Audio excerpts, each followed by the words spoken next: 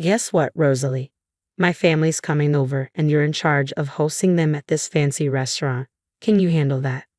Oh, and by the way, do you know how to manage money? You didn't save anything, did you? Rosalie was puzzled. What do you mean? What's mine is yours. So, this restaurant you own. It's mine too. Everything's free. That sounded crazy to Rosalie.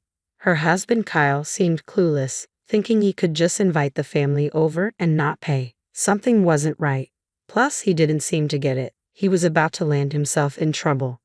Kyle, we can't give everything away for free. But don't worry about the money. I know you don't have savings, and I knew you were inviting the family today. So, I already arranged for someone else to pay in advance. Stop lying. I never mentioned inviting the family, and none of them said anything about being billed. My husband insisted, gesturing toward our relatives. His parents, his brother, his wife, and a few others were chatting with a waitress nearby. He smirked and made fun of them while I struggled not to burst out laughing, my lips twitching. I've been getting ready for this day. I'll do my best to entertain them just like you want, I replied, smiling to myself as I listened to him. Our in-laws approached. Hi, Rosalie. We're here to visit today. What a lovely place this is. Everyone seems to be having a great time, they said warmly, their demeanor a sharp contrast to my husband's.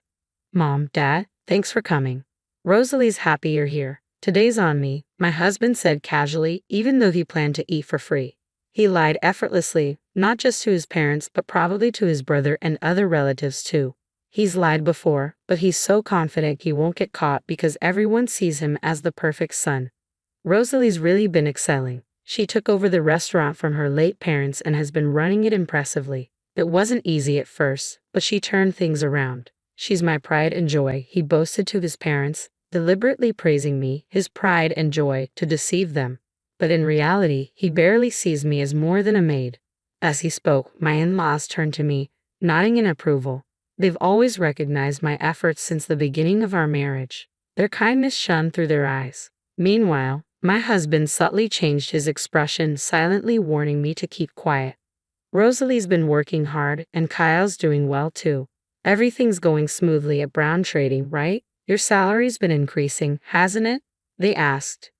Yeah, that's correct. I'm respected at Brown Trading, and my boss has high hopes for me. I aim to lead my team through actions and results, and I'll keep up the good work, my husband replied confidently. That's our son, all right. Spending $155,000 like that isn't something just anyone can do, his parents remarked proudly, but my husband's expression darkened slightly at that moment. Today, we have 15 relatives dining with us, including my in-laws and brother-in-law's family. It's $11,000 per person, totaling $115,000. I calculated silently, knowing my husband was trying to get it all for free, unaware of the cost. When he realized it was pricier than he thought, he quickly regained composure to avoid exposing his lie. This one's on me, everyone. It's the least I can do. I just got my bonus, so no worries at all. Leave it to me, he declared, puffing up his chest as the in-laws chuckled softly. Checking the time, it was 6:00 p.m., so I guided my husband and in-laws to their reserved seats. The other relatives followed suit. Just as they were settling in, my husband shot me a creepy grin. An hour later, I approached their table in the banquet room. They were enjoying themselves, oblivious to the surroundings. Feel free to order more, everyone. It boosts restaurant sales, and Rosalie will be delighted, so go ahead, my husband encouraged, each word accompanied by a flurry of extra orders. With the banquet meals and additional orders, the bill had surpassed $20,000. Everyone assumed my husband, a corporate elite with a hefty income, was treating them. While some hesitated, my husband seemed to push them to order more. That's when I decided to set the record straight, loud enough for all to hear. Since it's Kyle's treat, I had $60,000 transferred yesterday, so everyone, please enjoy yourselves without holding back, I announced, causing a buzz of surprise among the relatives. $60,000. Classic Kyle, were words of almost admiration that flew around. While the relatives reacted like this, my husband wore a bewildered look, clueless about what was going on. I didn't miss his expression and added a line to start my counterattack. Well, the $60,000 isn't for the food. It's for alimony, actually, I stated, causing puzzled looks among the buzzing relatives. Alimony, Kyle? What's this about alimony? One of them asked. No, I don't know about any alimony. Sometimes Rosalie jokes around, so please don't mind her. Come on, Rosalie, don't upset everyone with jokes like that. My husband tried to brush it off, but he was clearly the most troubled. His face was smiling, but his eyes told a different story. The way he looked at me was terrifying. But it wasn't done. Kyle, you're the one making uncomfortable jokes here. I think it's time the family knew that, right? I said firmly, handing him a piece of paper and a bank book. As he examined them closely, his face turned pale. The alimony is for cheating. Kyle has been unfaithful. He's not the person you all think he is. He can lie and deceive people without a second thought, I revealed. The atmosphere in the banquet room shifted abruptly. The once lively chatter ceased, replaced by an eerie silence. The document I handed to my husband was the original alimony claim, and the bank book showed a record of a $60,000 transfer. Everyone's attention was fixed on my husband and me, and silence lingered for a few seconds. But it was my husband who broke it. How funny, Rosalie. That's quite something. It looks just like a real statement in a bank book. But really, this is going too far. There's no way I would cheat. It seemed like he had shifted back to his usual confident demeanor, but that confidence quickly faded, and I couldn't help but smile. What are you talking about, Kyle? You're the one who's gone too far.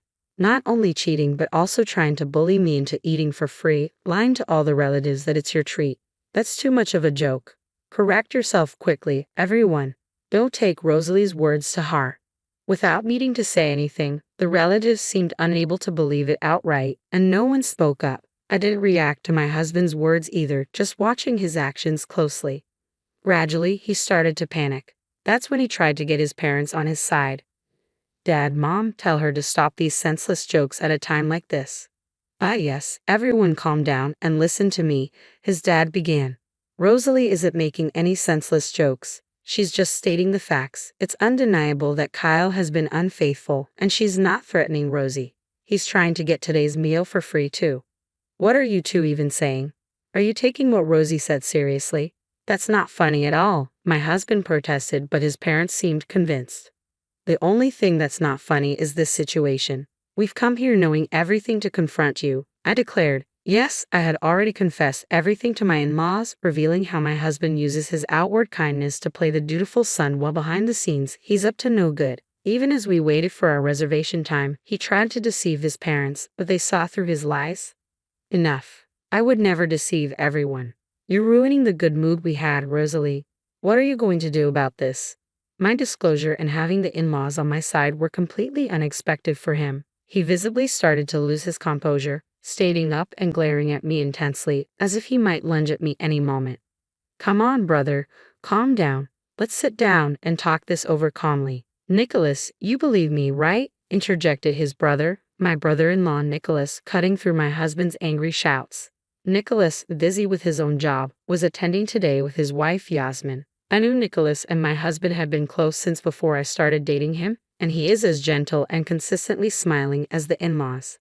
However, Nicholas's next action would utterly defeat my husband. He pulled a thick envelope out of his bag and handed it to my husband, saying, "You believe me, right, brother?" "How can I believe you when you've been cheating with my wife, Nicholas?" "You what?" My husband's accusation hung heavy in the air as Nicholas handed over the envelope. Inside was a report on the infidelity investigation. It turns out my husband had been cheating with Nicholas's wife, Yasmin. Just before my father-in-law had said, "We've come here knowing everything," and by we, he meant the brother-in-law's family too. And it turns out, I learned about my husband's infidelity thanks to Nicholas. Hesitantly, my husband checked the contents of the envelope, turning pale as a ghost. Inside were numerous photos of him cheating with Yasmin. Pictures of them dining at a fancy restaurant, looking into each other's eyes. There were photos of them being cozy in a car and others of them embracing and kissing in front of a hotel. There's no way he could just say they were just going out. It was indeed a decisive moment, a hellish scene. "Is this a joke? Unbelievable, Kyle did this," were the whispers I heard. The relatives around us were in turmoil, and the banquet hall buzzed in a whole different way. For my husband, it couldn't have gotten any worse. He was completely flustered now. No, wait. This investigation report is fake. The photos must be doctored because I haven't cheated with Yasmin." "We didn't cheat, right?" he pleaded, trying to enlist Yasmin's support in his last-ditch effort. Immediately after Yasmin, now the center of attention, bowed deeply to the floor in full prostration. Everyone, I am terribly sorry. I have had an affair with Kyle. Yasmin's confession stunned the room. My husband in particular was visibly shaken. He hadn't anticipated Yasmin fully admitting to the affair. He had been insisting the alimony bill and the bank book were fake, only thinking of himself and taking me for granted. He couldn't have imagined this. Yasmin's earnest apology captivated not only my husband but also the rest of the banquet hall. But it wasn't just my husband who was affected. All the relatives were stunned by Yasmin's admission. As her forehead remained on the floor, she slowly began to speak. It really was just a fling. Nicholas is a wonderful husband, but, well, it lacked excitement, you might say. Just doing housework and waiting at home for Nicholas to return, I started to feel like my life would forever be the same. And suddenly, I got bored. When I approached Kyle, he was happy to go along. Everyone listened in silence to Yasmin's voice, mixed with regret and reflection. As she raised her head and revealed more truths, I tried to end it immediately, knowing it was wrong. But Kyle got serious about it. He threatened to expose everything if I tried to break it off. I know it sounds like an excuse now, but I am truly sorry. Yasmin's confession left the relatives staring in disbelief at such a lack of morals. Yasmin had initiated the affair, and though she was threatened, it's hard to completely sympathize with her. But she came here today to admit her mistakes and apologize, which is somewhat redeemable. However, my husband tried to escape by lying and making excuses, unaware that he was just tightening the noose around his own neck. He really is a fool, brother. It's all useless. Rosalie, and our parents know everything. I'm going to demand alimony from you, and you're going to pay Nicholas. When did you realize? You didn't even do an investigation. You must have been sure, right? Yes, I heard it from someone I truly despise, you brother. Right, Rosalie? That's right. It wasn't just Yasmin. He had his hands on other women too. What, Rosalie? How much do you know? Just give me a break already. Too bad, Kyle. I know everything, and if anyone should be asking for mercy, it's us. I never thought you'd even make a move on an employee at a restaurant. I continued, then called a woman into the banquet hall. This woman was the waitress who had been talking with the in-laws, Nicholas, Yasmin, and several other relatives while they waited for their reservation time. Turns out, while having an affair with Yasmin, my husband had also been making advances towards this waitress. She had also attended the same school with me back in our student days. Before even consulting Rosalie, who was the restaurant owner, she came to me. Kyle had threatened to destroy your family if you spilled the beans to Rosalie. You're really horrible. I've said it before, but we know everything, brother. All you can do now is admit your guilt and apologize, just like Yasmin did. Kyle, let me ask you something. Why would you deceive Rosalie to carry on with your affairs? From what we can see, Rosalie has been nothing but supportive. She's been managing the restaurant that she inherited from her parents and taking care of home as well. What does she ever do to you? Under the cold stares, my husband flinched at his father-in-law's question. I thought there was no valid excuse for infidelity, but if I had been unconsciously pushing him into a corner, I wanted to reflect on myself too. Awaiting his response, what he said next was shocking. I married Rosalie because I felt sorry for her. Before our marriage, she was struggling to turn the restaurant around with both parents gone. I was the only one she could rely on. I couldn't live without that feeling of superiority. And then what? Rosalie managed to turn it around. The restaurant became popular, and suddenly I found it boring. That's why I thought of dumping her, my husband said, smirking as if he had nothing to lose. Despite already knowing his true nature, a deep disgust welled up from within. It seemed he viewed everyone but himself as mere tools. The cold stares from the relatives quickly turned to pity. A feeling of superiority felt good, got bored, and decided to dump her. Kyle, do you realize what you're saying? You're successful in your big company because Rosalie supported you. Don't you have any gratitude? No, you're wrong. I succeeded because of my own skills. Besides, isn't it normal for a wife to support her husband? Does a mother serve a father expecting gratitude? No, right? Rosalie served me because she loved me. It's presumptuous to expect gratitude for that, my husband argued. Enough, Kyle. I find you repulsive. We are cutting ties with you, but we will watch you until you take responsibility. Be prepared. Fine, cut ties or whatever. I have a stable job. I can live on my own. In fact, it's a relief, right, Rosalie? You can enjoy life more without me around. I'll pay whatever alimony or anything else, so don't worry." My husband laughed, seemingly without a care. Looking at him, I thought again, he doesn't understand anything, knows nothing at all. Really? You can pay alimony? Aren't you about to be sued by your company, Kyle? A lawsuit for damages isn't cheap, you know, I retorted. What? The company's suing me? That's ridiculous. You were bragging today, weren't you, that you're respected at Brown Trading, that your boss has high expectations, that you lead your subordinates with actions and results. But it was all lies. In reality, you've been threatening your subordinates and embezzling company money. What?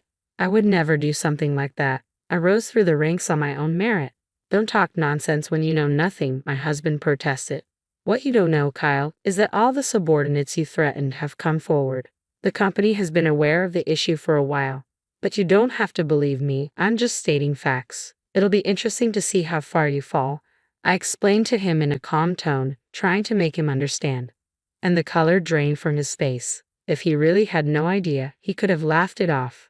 But the truth is, he was misbehaving at work too, so denying it was impossible. Seeing the realization dawn on him, he quickly turned, pleading, "Rosalie, you're right. I knew nothing. I'd only said those things because I wanted to leave. Please continue to support me if we divorce now."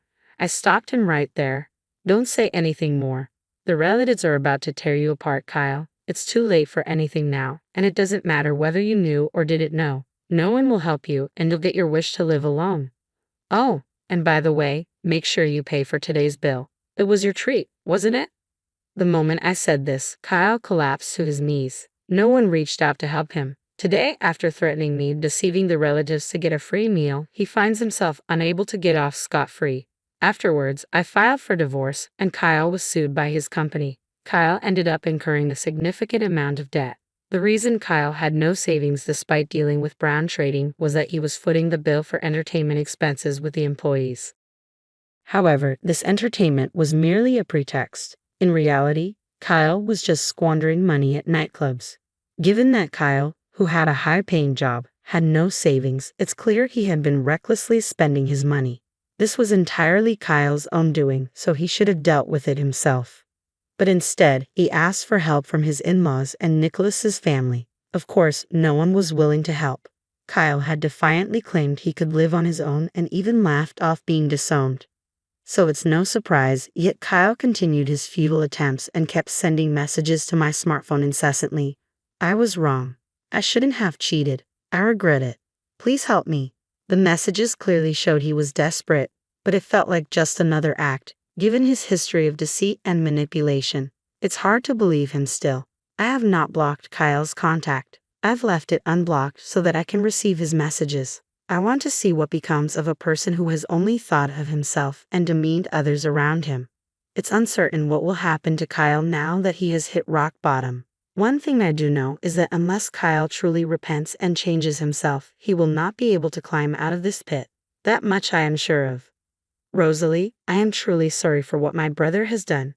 It's irreparable." Nicholas apologized to me after divorcing Yasmin.